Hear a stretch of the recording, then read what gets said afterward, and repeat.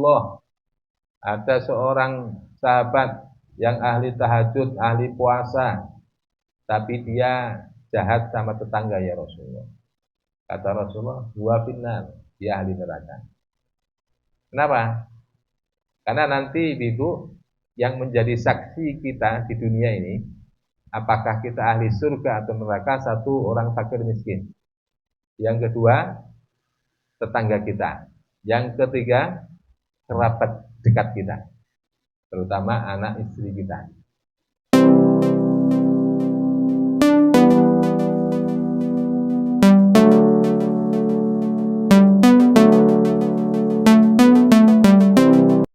Nabi dan Rasul pasti memiliki mukjizat sebagai bukti bahwa dia seorang Nabi dan Rasul. Tapi beda dengan wali. Kalau seseorang disebut wali, dari mana buktinya?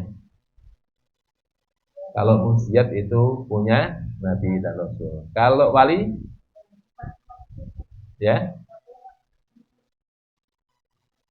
Kalau wali karomah belum tentu. Ya, belum tentu. Kewalian seseorang dibuktikan dari mana? Istiqomah. Istiqomah. Walaupun nggak bisa terbang, walaupun nggak bisa berjalan di atas air, walaupun ditembak ya mati, walaupun dipukul ya sakit, ya, itu tidak menunjukkan bahwa seseorang itu wali atau tidak. Jadi yang menjadi tolak ukur kewalian seseorang adalah istiqomahnya. Istiqomah apa? Istiqomah akidahnya dan istiqomah di dalam menjalankan syariatnya Allah Subhanahu wa ta'ala. Tidak nyimpang. Perilakunya juga bisa dicontoh sesuai dengan sunnah Rasulullah. Kemudian kesehariannya, ibadahnya, dakwahnya, ucapannya, akhlaknya, ya bisa jadi contoh seperti Rasulullah Shallallahu Alaihi Wasallam, walaupun tidak sempurna seperti Rasulullah. Dan yang kedua, ciri kewalian seseorang apa? Satu, sakhawatul qalb. Sakhawatul qalb, lapang dada, ya, lapang dada, orangnya penyabar. Atau salamatus sadr, ya, qalbun salim, ya, artinya selamat. Selamat dari apa? Tidak ada sifat sombongnya, nggak ada ujubnya, tidak ada riyaknya, tidak ada hasudnya, nggak punya hubungannya, pokoknya sama dunia itu nggak senang, nggak terlalu manulah.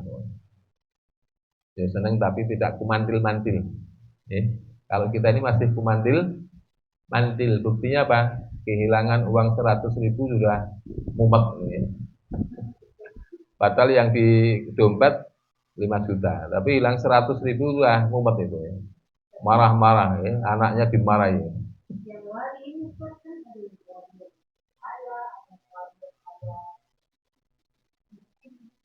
Ya.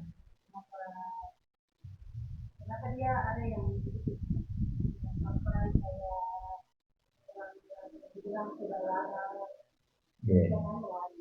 ya, ada wali makom majdzub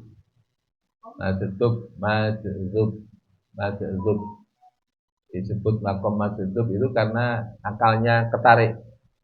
Akal ketarik itu maksudnya apa? Ibaratnya ini, ya, ada perempuan cantik lewat. Begitu lewat itu terus berdiri di depan. Awalnya saya lihat itu. Begitu datang perempuan cantik, langsung apa saya? Langsung pandangan saya kan ke situ. Ya. Ke jenengan udah lupa ya. Istilahnya galuh, ya. Istri lupa. Fokusnya kemana? Ke perempuan yang cantik. Sama dengan seorang wali majdzub, karena indahnya kekuasaan Allah, ya, indahnya menikmati hidangan-hidangan Allah di alam malakut, sehingga apa? Akalnya ketarik. Karena akalnya ketarik, sehingga apa? Dia tidak peduli dengan lingkungan sekitarnya. Dia tidak peduli bahkan terhadap dirinya. Karena apa? Karena akalnya sudah tertarik ke terpesona dengan keindahannya Allah Subhanahu wa taala. Jangankan Allah nih, perempuan cantik aja orang bisa lupa dengan istrinya, bisa lupa dengan yang lain. Nah, apalagi ini zat yang maha indah. Zat yang maha indah. Pasti apa?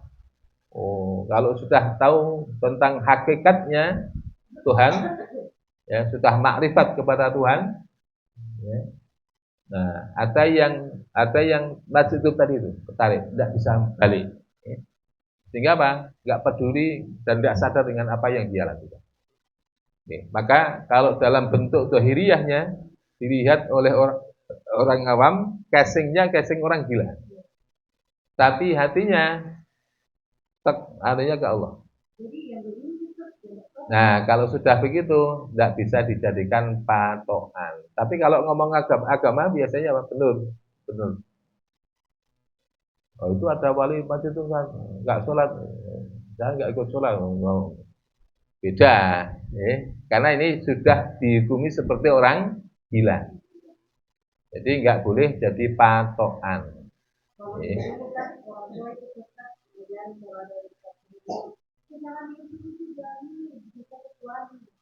Ya. Nah, memang ada wali itu dua. Satu wali madhar, masyhur, atau wali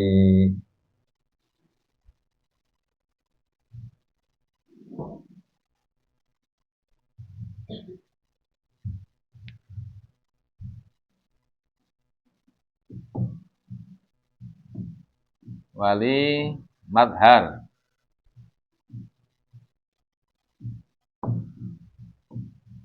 Atau masyhur.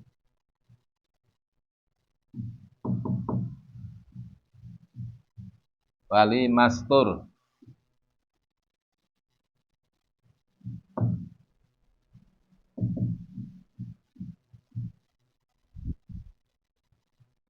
Atau khumul.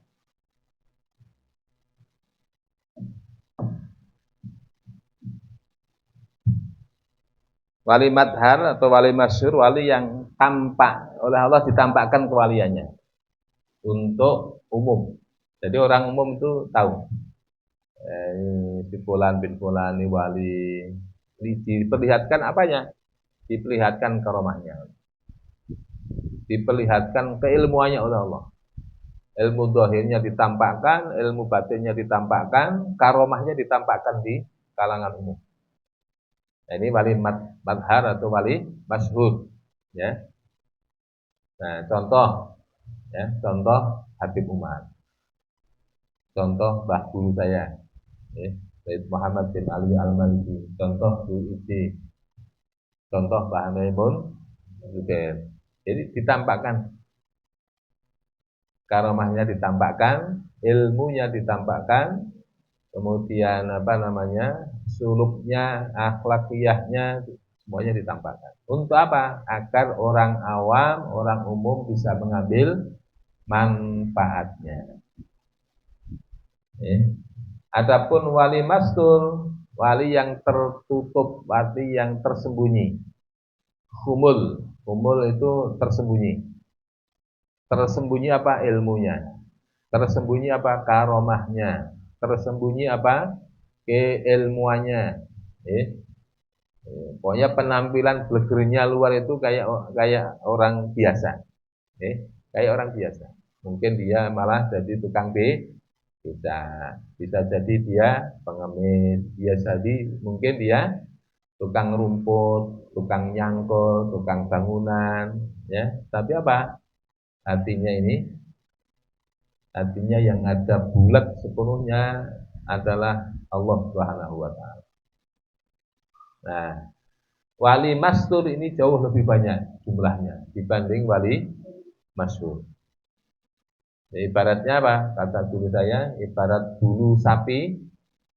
Wali mastur ini ibaratnya sapi putih, dia bulu yang putih-putih. Sementara yang tampak bulu yang hitam, ini dikit. Jadi lebih banyak wali mastur dibanding wali masyhur. Makanya apa? Tentang kewalian ini, kata Sayyidina Umar, ada 6 perkara yang disembunyikan oleh Allah dan dirahasiakan oleh Allah Subhanahu wa taala. Yang pertama, ridho Allah disembunyikan oleh Allah. Enggak ada yang tahu. Kenapa disembunyikan oleh Allah? Supaya kita tetap terus mengejar dan mengejar ridhonya Allah. Bahkan bisa jadi ridhonya Allah itu terletak pada amalan-amalan yang sepele, bukan amalan-amalan besar. Kadang-kadang kan kita kalau sudah beramal banyak, beramal yang besar-besar itu kan ya sering kita pamerkan, sering kita banggakan. Justru kadang-kadang oleh Allah bukan di situ letak ridhonya Allah. Letak ridhonya Allah kadang-kadang apa? Justru di amalan-amalan yang kita lakukan yang kecil-kecil, sepele. Ngasih tempe ke kucing tiap hari. Ya, kucing mana? Sedekah ke kucing ini kira-kira ada riyaknya, ada ujubnya enggak?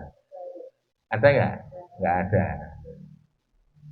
Terus ibu-ibu punya pohon mangga atau pohon apalah, ya. Terus tiap pagi ada burung nyenol di situ. Nyenol itu apa? Nyucuk. Ya, kira-kira kalau ada mangga satu yang dicucuk sama burung, kemudian ibu-ibu gimana? Ya, enggak apa-apa toh. Ikhlas nih. Ikhlas, ya.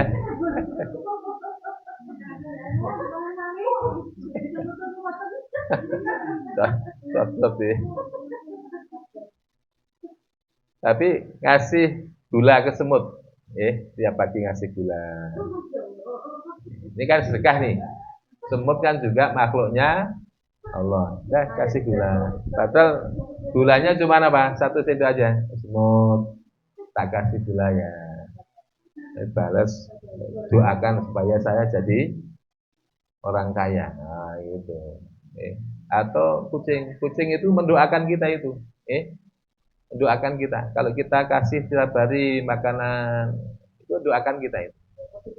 Semut dan sebagainya. Artinya kalau kita memberi kepada orang, manusia, bisa jadi apa? Kita kepingin dianggap orang dermawan. Atau kepingin balasannya. Betul? Tapi kalau ngasih kucing, minta balasan apa? Dan tidak ada orang kemudian muji-muji, oh ini tiap hari sedekah ke kucing. Ya. Nah itu kadang-kadang apa? Justru oleh Allah letak ridhonya di situ. Gitu? Letak ridhonya Allah di situ. Di hal-hal yang kecil dan yang berhubungan dengan idkhal surur, memasukkan kebahagiaan kepada orang lain, kepada makhluknya Allah Subhanahu wa taala, walaupun seekor kucing, walaupun hanya seekor lalat, walaupun hanya seekor semut. Tapi kalau kemudian kita bersedekah, ya pasti tidak dibarengi dengan rasa riya. Enggak ada rasa sum'ah, enggak ada rasa ujub, yaitu ridhonya Allah. Tapi kalau kita sedekah infak di masjid nih, ya, oh ya dosa, ya, disapu aja, disapu, terus di apa di ini di apa dikasih kapur, dikasih kapur, dikasih kapur, disapu aja. Yang tidak boleh itu dibakar, dibakar. Tapi kalau memang sulit ya tidak apa-apa. Sulit umpamanya nih, Ya. Nah, iya. Ya, kalau buang makanan niat kapan? Niatkan untuk sedekah ke semut nih, atau makhluknya Allah yang lain. Sedekah ke semut, sedekah ke ayam, sedekah ke set, belatung, ya, sedekah ke bisa. Ya. Jadi apa niatnya apa? Niatnya sedekah dan sedekah tidak harus kepada manusia. Nah, itu ridho. Ridho disembunyikan oleh Allah, dirahasiakan oleh Allah. Sehingga kita tidak tahu amal mana yang diridhoi oleh Allah Subhanahu wa taala. Makanya apa? Para ulama mengatakan wala tahqiranna minal ma'rufi syai'an. Jangan anggap enteng, jangan anggap remeh amal apapun walaupun kecil. Walau antal ko akhaka bi tolkin, biwajahin tolkin. Walaupun ketika kamu bertemu dengan teman, saudara kamu hanya sekedar senyum. Coba senyum itu kan gampang atau gampang? Wangel bu, wangel. Senyum itu angel itu. Kalau pas hatinya susah, senyum angel ya? Wangel. Susah. Susah itu. Ya, sulit. Tergantung apa? Ya kondisi hati kan. Nah kalau hatinya pas lego, gampang senyum. Tapi kalau pas hatinya enggak lego gitu ya, apalagi yang ditemui adalah musuh bebuyutan gitu. Wangel itu, sulit. Padahal apa? Padahal untuk senyum hanya ini kan, hanya supaya ini narik gitu. Tapi kan enggak semudah itu. Karena terkait dengan kondisi. Nah, padahal Rasulullah apa? Walau antal akhaka biwajhin talqin. Walaupun kamu ketemu teman ya enggak ngasih sesuatu ya yang penting ya, ketawa. Alhamdulillah ahlan wa sahlan bi hudurikum ya akhi. Kaifa harus nah, gitu ya. Tapi kalau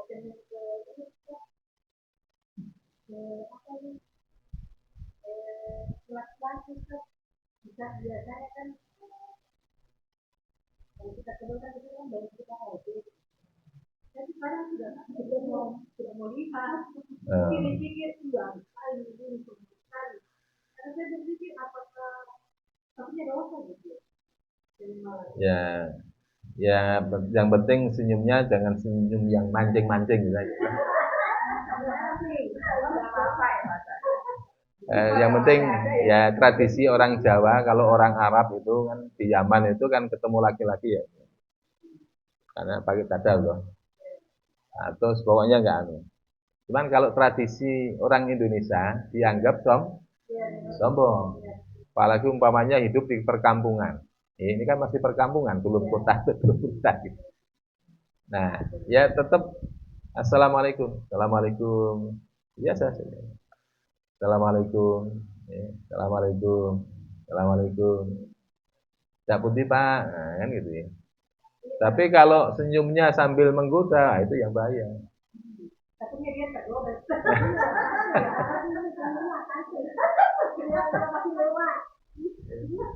Kalau dulu kan yang setahu saya kan bahwa perempuan yang katanya yang kolonial itu kan hanya boleh dicatat sama laki-laki yang makromnya.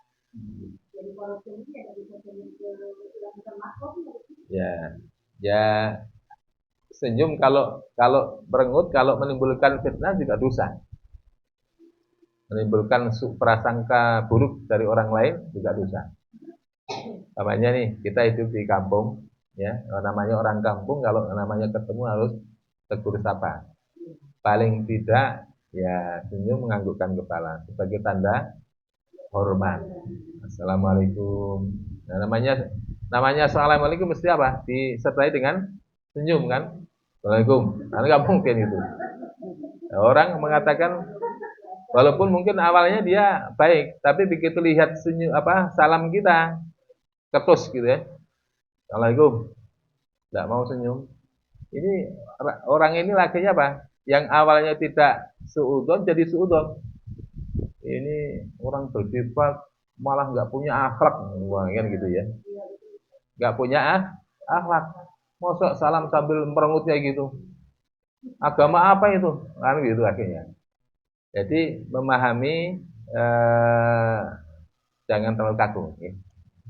Nah, karena kecuali ketika mengucapkan salam dan senyum, kemudian si laki-lakinya tergoda atau kemudian malah menjadikan dia menggoda kita, itu ya harus diperlakukan dengan tegas. Ya. Kalau perlu nggak usah ditegur sapa.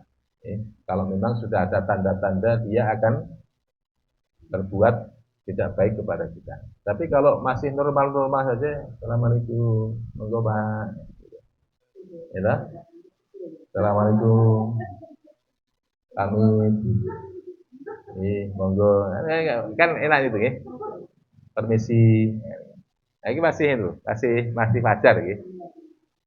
Yang penting tidak menggoda, ya. Bukan menggoda dengan tatapan, dengan senyuman yang enggak, itu yang enggak boleh. Tapi yang wajar, ya, yang wajar saja.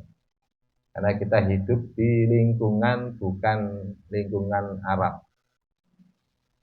ya, lingkungan kampung di mana ketika bertemu harus tegur sapa. Tegur sapanya ya assalamualaikum, assalamualaikum. Ya, kalau punya wajah cantik ya ditutup pakai cadar. Kalau apa namanya istilahnya ragu-ragu supaya orang lain nggak tahu kita pakai cadar. Tapi kalau nggak pakai cadar juga nggak apa-apa karena ada dalilnya juga. Gitu. Insya Allah orang lain tetap akan memperlakukan kita dengan baik selama kita hormat kepada orang lain dan kita perlakukan dengan hormat. Laki-laki juga sama. Ya. Pokoknya ketemu ibu-ibu. Ada laki-laki yang genit, ada laki-laki yang sopan. Sama-sama salamnya, ya. Assalamualaikum ibu-ibu. Yang satu enggak. Assalamualaikum ibu-ibu. Itu kan apa namanya? Terlalu berlebihan, ya. Terlalu berlebihan. Sehingga apa? Sehingga membuat heboh. Kan? Ya wajar aja. Assalamualaikum, mari ibu. Kan? Yang penting apa? Yang penting ada tegur, sapa, ada salam. Mari ibu, assalamualaikum. Sudah, itu kan sopan tuh, ya? Sopan.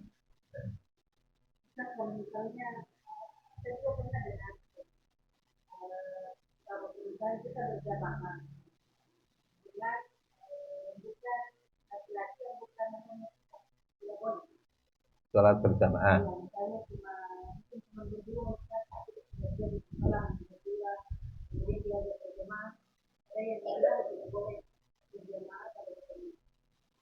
Kalau musola nggak apa-apa, kecuali di ruang khusus.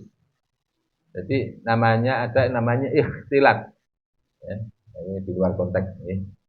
Ikhtilat itu apa? Ikhtilat itu campur baur antara laki-laki dengan perempuan, ya toh, di ruang khusus. Ruang khusus itu apa? Ruang pribadi. Ruang yang memang diperuntukkan untuk ruang pribadi, bukan ruang umum. Nah, kalau musola masjid kan ruang umum. Sehingga kalau umpamanya ada imam, terus makmumnya perempuan, boleh. Ya, yang penting apa? Jangan seperti laki-laki. Kalau laki-laki dengan laki-laki, makmumnya ini kan jejer nih ya.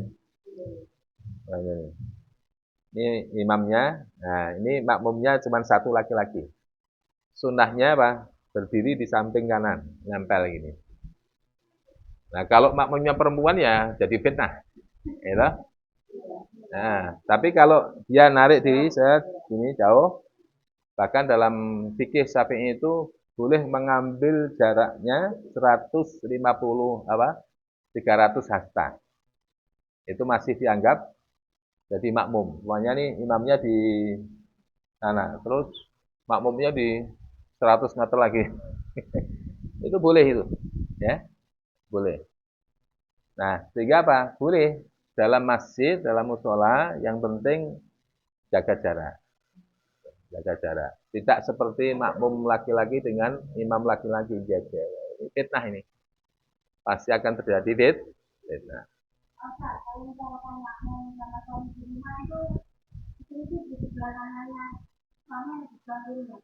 Di belakangnya. Di belakangnya. Iya, di belakang sebelah kanan. Iya, dan belakang sebelah kanan. Kalau perempuan sama perempuan boleh lepas, gitu. Seperti laki dengan laki-laki.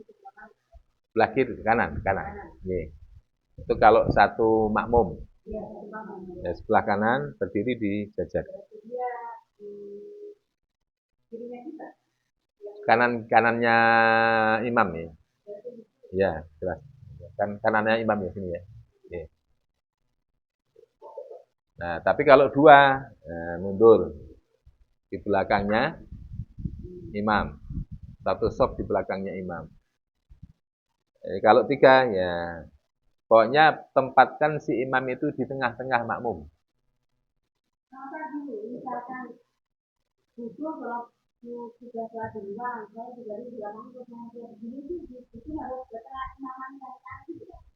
Enggak, untuk jadi imam tidak harus mengucapkan imaman.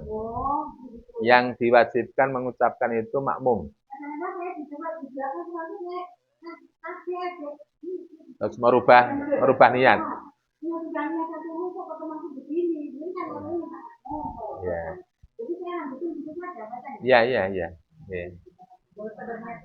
Tidak usah. Dan imam itu tidak diwajibkan untuk niat imam. Kecuali imam sholat Jumat. Ini wajib niatnya dia harus jadi imam.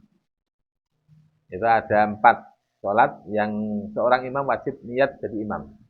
Tapi kalau sholat jamaah 5 waktu, maka si imam tidak wajib mengucapkan imaman lillahi ta'ala. Tapi yang makmum wajib. Usolli fardhu subahi raka'ataini mustaqbilal qiblati adaan makmuman lillahi ta'ala. Itu wajib. Kalau enggak sah.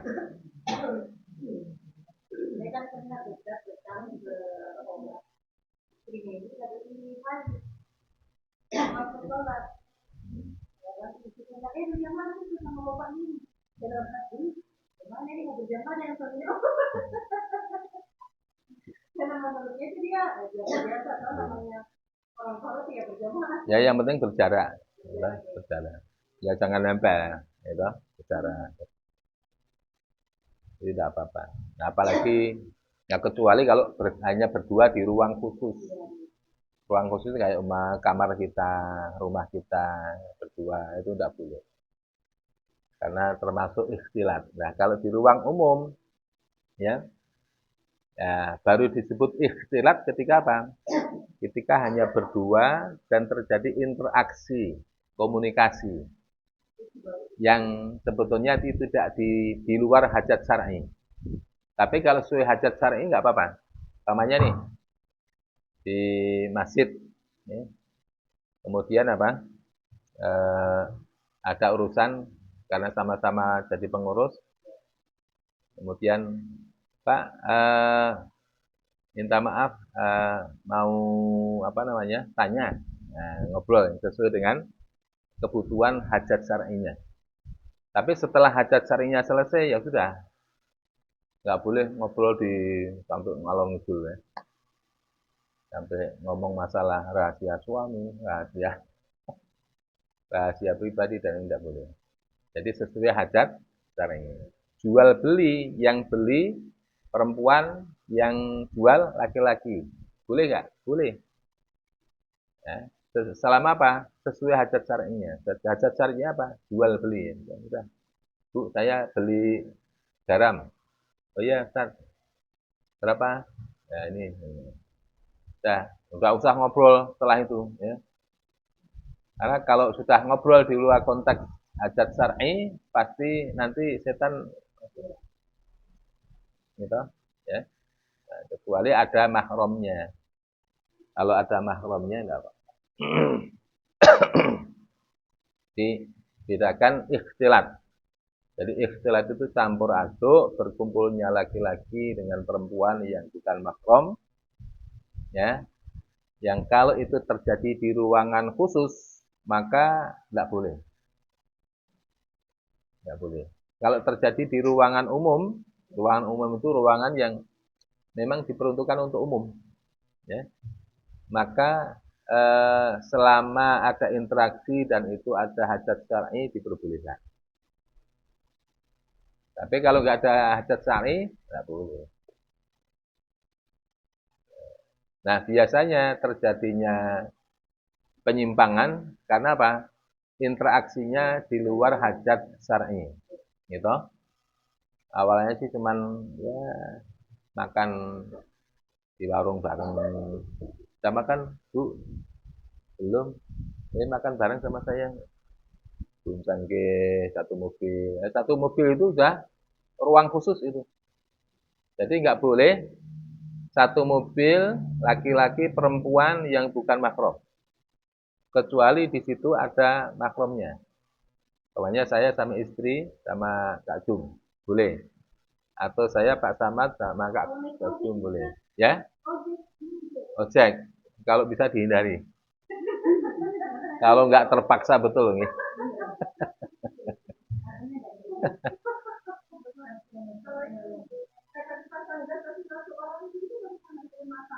Masih apa, Bu? Pasang gas. Ah, pintunya dibuka. Pintunya dibuka. Nggak apa-apa. Kalau pintunya dibuka, terus kemudian suruh masuk, udah. Nah, begitu masuk, jenengan keluar. Gitu. Ya, jenengan keluar. Iya, saya pernah dapat yang jadi makanya nggak boleh kita dicampur baur. Akhirnya kan selama bekerja itu Ustaz beban. Waduh, teman kantor sih lah. Sepanjang hari saya duduk. Ya kalau sesuai hajat syar'i tidak apa-apa. Gitu. Ya kayak istri saya mau satu ruangan kelas lebar gitu kan. Ada guru agama laki-laki. Terus cuman karena di situ ruangan umum, saya bilang pintunya dibuka nih. Pintunya dibuka, jangan ditutup. Kalau ditutup berarti tadi ruangan khusus. Nah, maka tidak boleh. Maka harus dibuka. Terus komunikasinya sesuai hajat syar'i. Cuman ya apa namanya? Ya, saya nggak bisa ngontrol nih. Cuman ya kamu sendiri yang bisa ngontrol. Pokoknya dosa kamu dosa saya ya. Kalau sampean berbuat dosa, saya kena ya. Jadi keluar aja dari PC. Jadi ridho ya. Yang kedua, yang dirahasiakan oleh Allah, ghadab, murkanya Allah. Ya. Kemurkaan Allah dirahasiakan. Dirahasiakan dari sisi mana? Dari sisi maksiat yang kita lakukan. Apakah Allah murka terhadap maksiat dosa besar kita atau dosa kecil kita? Nah, biasanya kita menganggap bahwa murka Allah itu akan turun ketika melakukan dosa besar. Sementara dosa yang kecil diremehkan. Ya, ingat bahwa Allah itu Maha Rahman, Maha Rahim, Maha Ampun. Ghafar, Ghafur. Ketika seseorang berbuat dosa besar, kemudian dia menyesal, kemudian dia beristighfar, selesai. Dan biasanya apa? Orang lebih banyak mau beristighfarnya ketika berbuat dosa besar. Tapi ketika berbuat dosa kecil, diremehkan. Nah, di sini kadang-kadang apa? Murka Allah turun ketika kita menganggap remeh dosa-dosa kecil. Nah, oleh karena itu apa? Dalam hadis dikatakan berapa banyak orang-orang yang antara dia dengan surga itu tinggal satu jengkal. Tapi karena akibat satu perkataan, satu kata, satu kalimat yang menyebabkan Allah murka, maka dia antara dia dengan surga jauh. Bahkan kemudian dilempar ke neraka. Hanya satu kalimat. Sebaliknya, ada banyak hamba-hamba Allah yang antara dia dengan neraka tinggal satu jengkal. Tinggal jonggok itu udah masuk neraka sudah.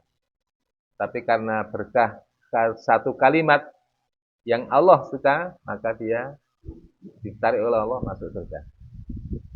Berarti apa? Satu kalimat berarti perkataan yang ringan. Bisa jadi dosa kecil, bisa jadi dosa besar. Tetapi dosa itu bisa mendatangkan murkanya Allah Subhanahu wa taala. Apa hikmahnya kok murkanya Allah disembunyikan oleh Allah? Supaya kita tetap hati-hati di dalam melakukan perbuatan dosa besar maupun dosa kecil. Jangan menganggap remeh dosa kecil dan segera bertobat ketika melakukan dosa besar. Yang ketiga, yang termasuk dirahasiakan oleh Allah adalah wali-walinya Allah. Para kekasih-kekasihnya Allah. Kita nggak tahu, ya. Di antara kita yang hadir di sini, yang paling dicintai, disayang oleh Allah, siapa kita nggak tahu. Okay. Yang jelas, yang paling dicintai oleh Allah, siapa? Yang paling bersih hatinya. Ya, bukan yang paling pinter, bukan yang paling banyak ibadahnya, bukan yang paling banyak hartanya, bukan yang paling banyak tahajudnya, tapi yang paling bersih hatinya. Bersih dari apa? Bersih dari sifat sombong, bersih dari sifat ujub, riya, sum'ah, hasud, iri, dengki, ya, suudon, kemudian hubbud dunya. Nih. Kenapa? Kok yang dicintai oleh Allah yang bersih hatinya? Karena yang menjadi pusat pandangan Allah itu adalah hati kita. Nih. Pusat pandangan Allah kepada seorang hamba adalah hatinya. Ketika hatinya bersih, maka dia bercahaya di sisi Allah Subhanahu wa taala. Ketika dia berdoa, langsung kabul. Nah, makanya karena yang tahu kebersihan hati siapa? Hanya Allah sendiri. Hanya Allah sendiri. Ya, ustadznya belum tentu, bahkan mungkin ustadznya malah kotor hatinya, gitu. Ya, kelihatannya aja bersih, ya. Tapi bisa jadi lebih kotor daripada santri-santrinya. Nah, oleh karena itu apa? Tidak boleh menghina dan merendahkan, memandang rendah orang lain, walaupun dia orang suci, walaupun dia orang ahli maksiat sekalipun. Walaupun ahli maksiat. Kenapa? Yang harus kita lakukan adalah selalu berprasangka baik kepada siapapun. Termasuk kepada orang ahli maksiat. Siapa tahu. Para ulama mengatakan, pandanglah orang lain dari sisi hakikat, tapi pandanglah dirimu dari sisi syariat. Maksudnya apa? Kalau kamu melihat diri kamu, lihat standarnya standar syariat. Amalannya, sholatnya gimana, puasanya gimana, malam-malam sunahnya bagaimana. Ternyata masih banyak kurangnya. Kalau lihat orang lain, lihat hakikatnya. Mungkin dari sisi dohir, mungkin dia jarang tahajud. Dari sisi dohir, mungkin dia jarang puasa. Mungkin dia nggak bisa baca Al-Quran.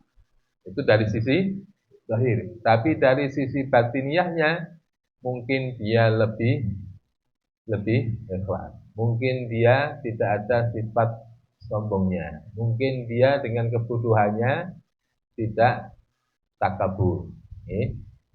Justru dengan kebodohannya malah dia apa? Orangnya polos, nggak macem-macem. Sementara yang pinter pikirannya malah macem-macem, gitu. Sementara yang bodoh, polos, ya, pikirannya lurus-lurus saja. Nah, itu biasanya apa? Malah hatinya polos, hatinya lurus. Dan orang-orang ahli surga itu kata Rasulullah, orang-orang yang hatinya polos. Kemudian yang disembunyikan, dirahasiakan oleh Allah, kata Sayyidina Umar, adalah sholatul wusta. Habidus sholati ala sholawatil wusta. Ya, jagalah sholat 5 waktu, khususnya sholatul wusta. Sholat wusta ini apa? Nah, rahasia. Para ulama mengatakan, oh sholat asar. Ulama yang mengatakan, oh sholat subuh. Ulama yang mengatakan, enggak, sholat isya. Yang lain mengatakan, enggak, sholat duhur. Berarti sholatul wusta ini termasuk rahasia Allah. Ada apa dengan sholatul wusta itu? Dari 5 sholat wajib itu, pasti ada rahasia besar, pahala besar, dan hikmah yang besar di dalamnya. Tapi dirahasiakan oleh Allah. Okay. Termasuk yang dirahasiakan oleh Allah apa? Malam Lailatul Qadar. Itu dirahasiakan oleh Allah. Kapan turunnya Lailatul Qadar? Apakah malam tanggal 27, malam tanggal 29? Wallahu a'lam bishawab. Rasulullah hanya ngasih ancer-ancer saja, gitu. Tapi yang pasti tahu hanya Allah. Okay. Para ulama pun hanya ngasih tanda-tandanya saja, tidak bisa memastikan. Nah, okay. Ya, tinggal lihatnya orangnya ini siapa. Orangnya ahli ilmu apa enggak gitu ya. Orangnya wali apa enggak itu. Jadi tanda kewalian seseorang pertama istiqomah. Yang kedua tadi apa? Zakhawatul qalb. Jadi lapang dada, orangnya sabar. Kalau sabar biasanya apa? Pasti orang sabar itu biasanya apa? Lesannya juga terjaga. Mau ngundat-ngundat suami, takut ya. Ini suami ini malati. Seburuk-buruknya suami itu malati. Nggak boleh berani sama suami, nggak boleh ngundat-ngundat suami. Seburuk-buruknya orang tua itu malati. Walaupun orang tuanya tidak soleh, walaupun suaminya tidak soleh, maka seorang anak, seorang istri wajib taat. Seorang istri wajib taat kepada suaminya, seorang anak wajib taat kepada orang tuanya. Walaupun orang tuanya tidak pintar, bodoh, pelongo-pelongo, ya, bahkan mungkin suka maksiat, nah, nggak boleh. Jadi tunaikan hak kita kewajiban kita taat, ya, sama birrul walidain, berbuat baik. Sama dengan istri kepada suami. Suaminya nggak soleh, tetap istri wajib taat selama tidak diperintah untuk berbuat maksiat. Nah, jadi tetap apa? Husnul tabaul, dilayani dengan baik. Adapun ketika suami kemudian memerintahkan kepada perbuatan maksiat, nah ditolak dengan cara yang baik. Jangan kemudian mengibarkan bendera perang, langsung angkat senjata, gitu ya. Tetap dengan menggunakan akhlak. Terus salamatus sadr, jadi selamat hatinya. Jadi qalbun salim, ada qalbun salim, qalbun marid, qalbun mayit. Qalbun salim adalah hatinya orang-orang beriman, qalbun marid, qalbun hati yang sakit adalah hatinya orang-orang munafik, dan qalbun mayit, hati yang mati, hatinya siapa? Hatinya orang-orang kafir.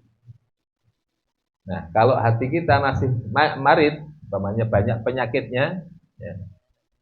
Bayangkan ibu-ibu, umpamanya saya punya istri cantik, terus tahu-tahu wajahnya jerawatan, bekol-bekol, ya. Terus kira-kira saya mau mendekat nggak?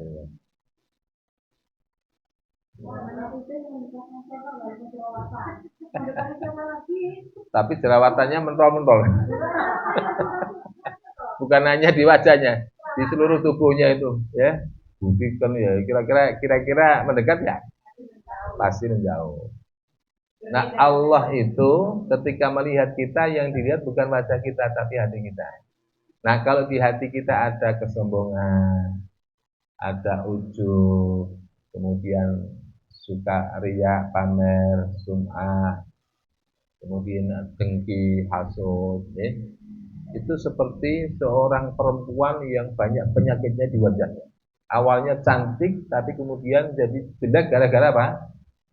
Ini wudunan, berpukulan, gitu.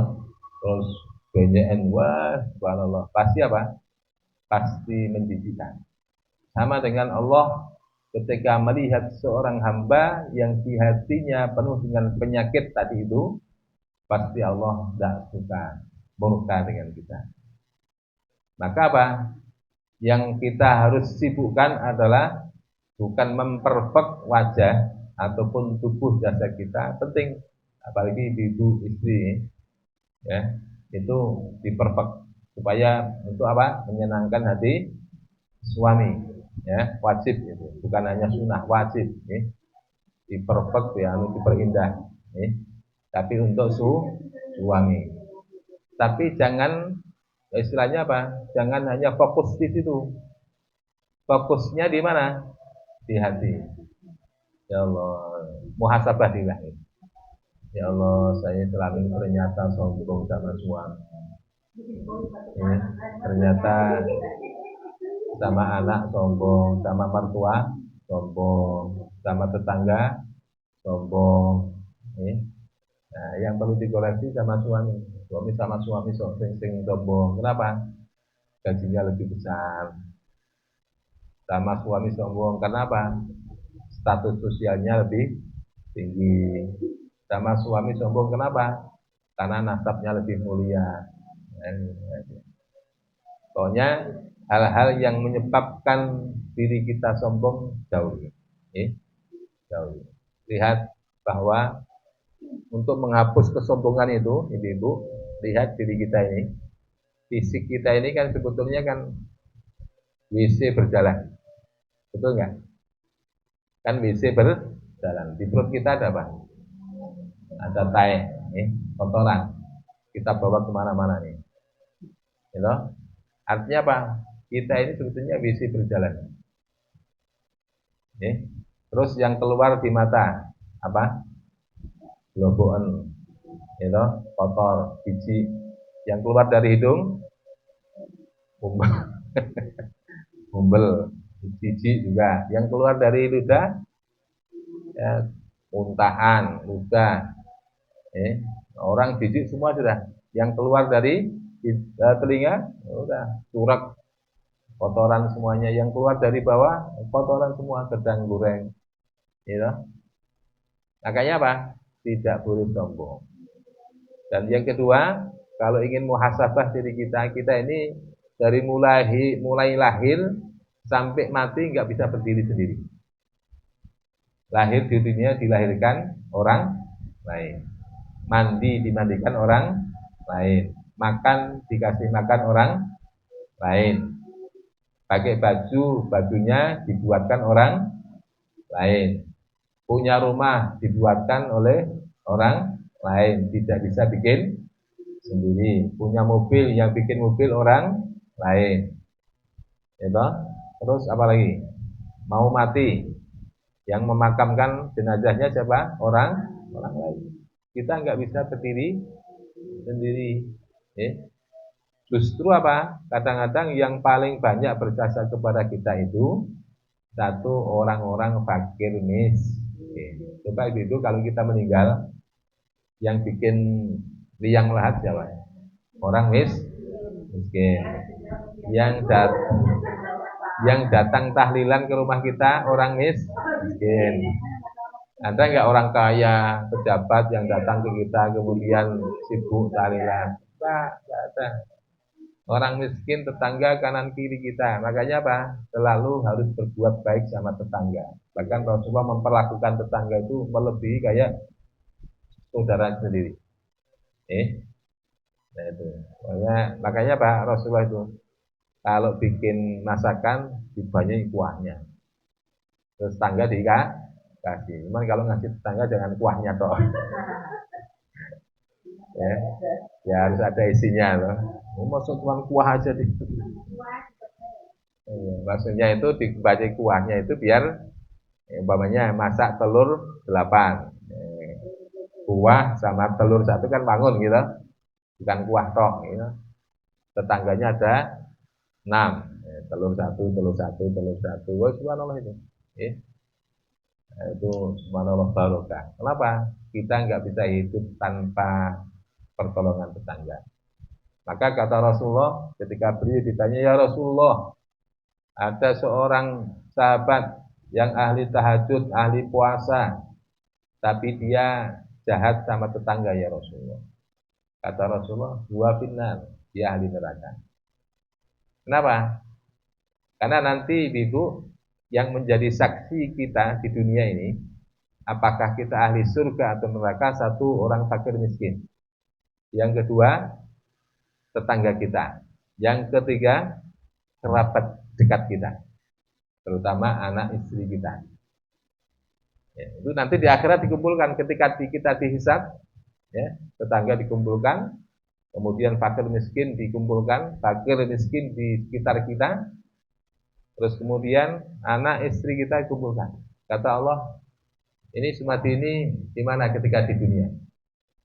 Kata tetangganya, oh ya Allah, Sumati ini ya Allah dulu mulutnya jahat ya Allah, sering menghina saya ya Allah. Terus ketimbangannya neraka ya Allah. Kata si fakir miskin, bagaimana Sumati dulu di dunia? Ya Allah pelit, nggak pernah zakat, nggak pernah sedekah. Kalau begitu neraka ya Allah. Kata istrinya, selama kamu jadi istrinya Sumati gimana? Ya Allah, dia jahat KDRT sama saya. Terus neraka ya Allah. Udah neraka. Walaupun kita ahli tahajud, ahli puasa, ahli Quran, ahli neraka kita. Makanya apa? Ketika kita menjadi orang soleh, maka soleh bukan hanya untuk Allah, tapi juga soleh kepada orang-orang di sekitar kita. Nah, yang paling mudah apa? Paling mudah adalah jahat dari sisi lisan.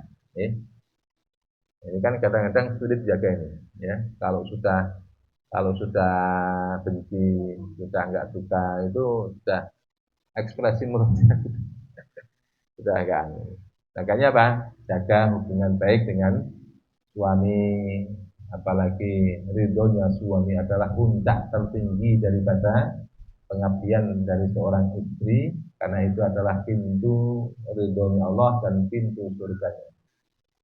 Kemudian jaga akhlak kepada anak-anak, jaga akhlak kepada tetangga, jaga akhlak kepada tetangga kanan kiri kita, fakir miskin, insya Allah. Ketika akhlak kita baik, nanti tetangga kita, fakir miskin di sekitar kita, ya, kerabat-kerabat kita yang akan jadi saksi apakah kita ahli surga apa ahli neraka. Kalau orang kaya sekarang yang dia berkuasa di dunia, orang miskin yang dikuasai. Tapi nanti di akhirat yang berkuasa adalah orang-orang fakir miskin. Dia yang akan menentukan apakah kita masuk surga apa enggak. Walaupun kita ahli tahajud. Jam 3 ya. Kami selesai. Terus bikin ini. Nah, yang ketiga, yang berapa? Syarat tadi wali rahmatul ummah, yaitu punya jiwa kasih sayang kepada umatnya Rasulullah, kepada makhluknya Allah Subhanahu wa ta'ala. Punya jiwa kasih sayang, pokoknya peduli dengan tetangga, peduli dengan manusia, peduli dengan kesusahan orang lain, ya, maka itu pasti ahli surga. Pasti ahli surga. Jadi ciri-ciri ahli surga sudah nggak usah jauh-jauh. Kalau sama tetangga baik, sama suami baik, sama istri, sama anak, sama orang tua, gitu. Kemudian sama Allah dibuktikan dengan apa? Sholat 5 waktu dengan baik dijaga, sudah ahli surga. Gitu. Apakah harus puasa Senin Kamis? Enggak harus. Karena itu hanya sunnah. Apakah ahli tahajud terus? Enggak harus. Kenapa? Karena itu hanya sunnah. Tapi yang menjadi tolak ukur ahli surga dari mana? Satu, haknya Allah terjaga, yaitu tidak berbuat syirik kepada Allah dan sholat 5 waktunya terjaga. Haknya orang tua ditunaikan, ya, yaitu birrul walidain, berbuat baik, hormat, taat sama orang tua, ya, memuliakan orang tua, kemudian hormat, patuh sama suami atau sayang sama istri, ya, lisannya dijaga sehingga selama hidupnya suami tidak pernah tersakiti dengan lisannya, ya, sehingga ketika seorang istri meninggal kemudian suami mengatakan, ini istri saya ini ketika saya menjadi istri saya tidak pernah menyakitkan hati, baik dari lisannya maupun perbuatannya nggak pernah menjengkelkan. Pasti apa? Di istri ahli surga. Pasti ahli surga. Jadi kalau ada suami kok begitu, wah subhanallah itu. Atau umpamanya punya salah sedikit terus suaminya saya ampuni, ya, saya ridhoi, ya. Itu subhanallah. Sudah 8 pintu surga Allah sediakan, Allah siapkan untuk dimasuki salah satu. Itu kalau istri yang solihah, yang pandai mencari ridho dan menyenangkan suaminya. Kemudian jaga akhlak kepada tetangganya, fakir miskin, insya Allah. Jadi jalan masuk surga mudah itu. Bagi siapa? Bagi orang-orang yang beriman. Tapi bagi orang munafik ya sulit. Tapi untuk jadi orang beriman ya nggak usah. Kalau itu sih nggak banyak syaratnya. Yang penting apa? Sholat 5 waktunya dijaga, puasa Ramadannya dijaga, akhlak kepada suami dijaga, kemudian jaga kehormatan, sudah ahli surga. Tapi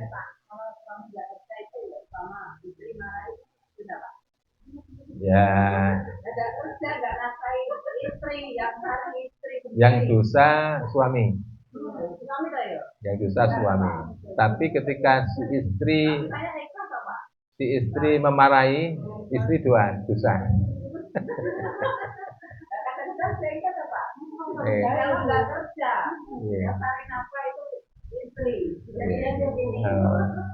Jadi istri gak berdosa, malah istri dapat pahala dari sedekahnya, gitu. Yang dosa siapa? Suami. Jadi istri cukup mengingatkan saja, Pak, sampean laki-laki suami punya tanggung jawab memberi nafkah kepada istri. Gak usah sambil marah-marah, gitu. Gak usah nguring-nguring gitu nanya. Memang sampean ini laki-laki gak tanggung jawab.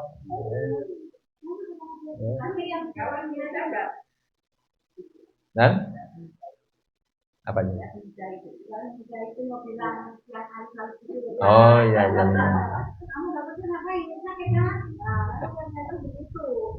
Makanya berkeluarga itu yang paling enak itu dibikin santai itu. Jangan dibikin tegang, dibikin santai. Istilahnya dibikin guyon, slow, gitu ya. Slow, dibikin guyon, dibikin apa namanya, nggak usah tegang-tegang banget. Kalau ada masalah dibikin slow.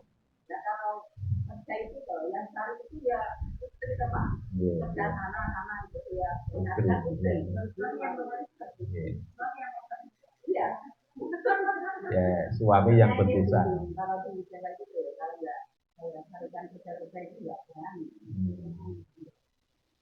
Ya, yang dosa suami. Tapi kita tetap harus taat walaupun harus taat. Ya, harus taat. Selama statusnya masih menjadi suami, gitu.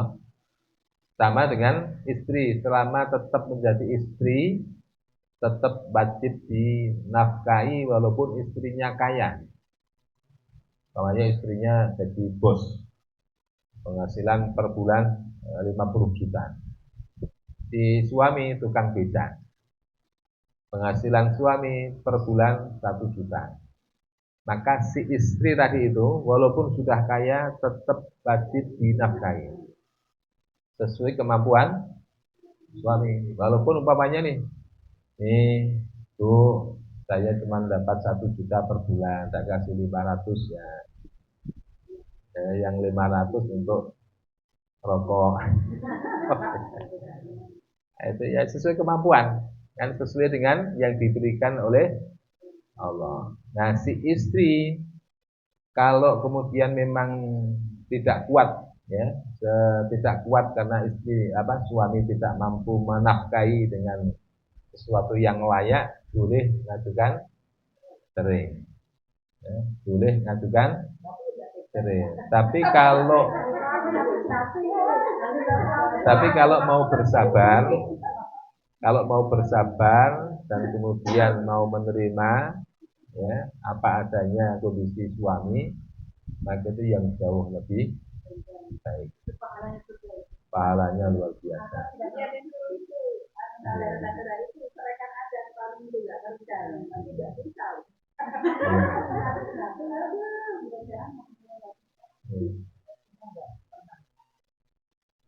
Ya, kalau mau boleh. Jadi seorang istri boleh minta cerai ketika kondisi satu, suami gila. Yang kedua, suami tidak memberi nafkah lahir selama 6 bulan atau 4 bulan. Tidak ngasih apa-apalah gitu ya. Betul-betul ditelantarkan. Terus yang ketiga, suami impoten. Boleh. Yang keempat, suami KDRT. Gitu. Nah, ini boleh melakukan, atau suami selingkuh. Boleh minta cerai. Tapi kalau umpamanya tidak dalam kondisi 5 ini, ya, si suami walaupun miskin masih ngasih nafkah sesuai kemampuan suami, walaupun tidak sesuai dengan kelayakan pada umumnya. Tapi si istri kalau kemudian dia minta cerai, padahal sudah dikasih nafkah, tapi dia merasa kurang, antara cukup dan kurang dengan relatif. Terus seorang istri minta cerai kepada suami tanpa ada alasan syar'i yang dibenarkan dari 5 tadi itu, maka kata Rasulullah, dia tidak akan mencium baunya surga. Tidak akan mencium baunya surga. Jadi kalau minta cerai tanpa ada alasan yang jelas, maka termasuk haram. Begitupun seorang suami boleh menceraikan istri ketika satu, istrinya tidak mau menjalankan nafkah batin. Artinya setiap diajak kumpul nggak mau, Udah, jijik lihat suami kan gitu. Yang kedua, boleh menceraikan istri ketika istri selingkuh. Yang ketiga, ketika istri nggak mau taat sama suami. Yang keempat, ketika istri gila. Nah, dalam kondisi ini maka suami boleh menceraikan. Atau yang kelima, istri tidak pandai menjaga kehormatannya. Dalam artian tidak harus selingkuh, tidak harus berbuat zina, tapi setiap keluar rumah nggak mau pakai jilbab. Jadi auratnya ditampakkan. Itu kan haknya laki-laki. Ya, jadi kalau seorang istri sudah keluar rumah kemudian tidak mau pakai jilbab, sementara suami inginnya pakai jilbab tapi dia nggak mau pakai jilbab, maka dia termasuk istri durhaka. Dan seorang suami boleh menceraikan istrinya, tapi justru berkaitan dengan sholat. Allah memerintahkan Pak, disuruh bersabar. Seorang suami ketika punya istri yang nggak sholat disuruh bersabar. Tapi apa? Tetap diajari, tetap dinasihati, suruh bersabar. Wastabir 'alaiha. Tapi kalau urusannya dengan kehormatan, maka itu haknya suami. Silakan suami kalau mau menceraikan, ceraikan. Nah, tapi suami berbuat dosa ketika menceraikan istri tanpa ada sebabnya juga. Termasuk dosa besar. Nah, termasuk dosa besar adalah dosa tahbib. Apa dosa tahbib? Dosa yang menyebabkan terjadinya perceraian suami istri. Nah, entah itu karena ada will, ada bil, atau bisa jadi perceraiannya disebabkan oleh orang tuanya. Kan ada ya? Kan banyak ya. Namanya ibunya. Kamu pilih saya atau pilih suami kamu? Nah, kan berat itu ya. Nah, yang jadi anak perempuan kan repot itu. Mau ikut ibunya pisah dengan suami, mau ikut suami pisah dengan tuanya. Maka ini termasuk dosa besar bagi orang tua. Takhbib namanya. Kenapa? Karena menjadi penyebab rusaknya rumah tangga anaknya. Jadi kalau sudah anaknya diambil sama laki-laki, ya sudah dipersunting, sudah menjadi rumah tangga, maka dia punya wilayah kedaulatan sendiri yang tidak boleh diganggu oleh orang lain, termasuk orang tuanya. Nggak boleh ikut cawe-cawe, nggak boleh ikut mencampuri urusan rumah tangga anaknya. Pamannya nih, nengok ke rumah menantunya, ke rumah anaknya yang sudah menikah. Begitu datang ke rumahnya, ya orang tuanya memprovokasi. Kok rumahmu kayak gini? Apa suamimu nggak pernah peduli sama kamu? Ini kan kata-kata provokasi ya. Yang sebetulnya mungkin anaknya perempuan itu sebenarnya udah ridho dengan kondisi rumah yang seperti itu dari suaminya. Tapi gara-gara provokasi dari orang tuanya, akhirnya yang istrinya awalnya ridho jadi sama suaminya nggak ridho. Akhirnya terjadi pertengkaran, bahkan kemudian perpisahan, maka dosa besar bagi orang tua. Maka hati-hati jadi orang tua yang harus bijak. Kalau bisa sembur, uwur. Kalau bisa ya apa namanya, sembur itu maksudnya nasihati yang baik-baik. Tapi jangan ikut campur urusan rumah tangga orang. Jadi hal-hal yang nggak perlu nggak usah dikasih nasihat. Biarkan anak mandiri menyelesaikan urusan rumah tangga sendiri bersama suaminya, gitu kan? Nah, kalau kemudian ada apa-apa, orang tua harus apa? Harus pandai-pandai menengahi. Kenapa toh gegeran terus ini? Wah, bu ini anunya. Nah, jangan langsung diterima mentah-mentah. Biasanya kan orang tua langsung menerima mentah-mentah, kemudian dilabrak menantunya kan? Akhirnya apa? Menantunya yang awalnya punya rasa hormat sama mertuanya, tapi karena dilabrak sama mertuanya, akhirnya apa? Menantunya pun hilang rasa cintanya kepada istrinya disebabkan wadulnya istri kepada orang tua. Nah, yang paling bagus ketika ada problem antara suami istri, dan selesaikan di dalam rumah, di dalam kamar. Jangan sampai keluar, terdengar orang tua, terdengar saudara, terdengar tetangga, apalagi anak. Itu yang paling bagus. Nah, cuman ya nggak semua keluarga begitu ya. Kadang ada orang tua yang apa namanya, yang suka ikut campur. Nah, itu. Belum selesai malah bahas kalau itu. Ya. Oke, ada pertanyaan? Jadi kalau wali, tandanya wali apa? Istiqomah. Yang kedua, sahwatul qalb. Sahwatul qalb. Lapang dada. Salamatus sadr. yaitu selamatnya hati, dan rahmatul ummah yaitu kasih sayang kepada umat manusia, khususnya umatnya Rasulullah Shallallahu Alaihi Wasallam. Tanda kalau seseorang itu punya sifat rahmatul ummah itu dermawan. Mbah guru saya itu tiap hari sedekahnya 200 amplop. Satu amplopnya isi 3.000 rial. 3.000 rial itu kalau dirupiahkan ya 9 juta. Ya, sekitar 9 juta lebih. Satu rialnya 3,5 ribu. Nah ini setiap hari 200 amplop. Ya, setiap amplop 3.000 rial. Berarti sekitar 9.000 atau 10.000 juta. Kali 200 berapa? 10 juta kali 200 berapa?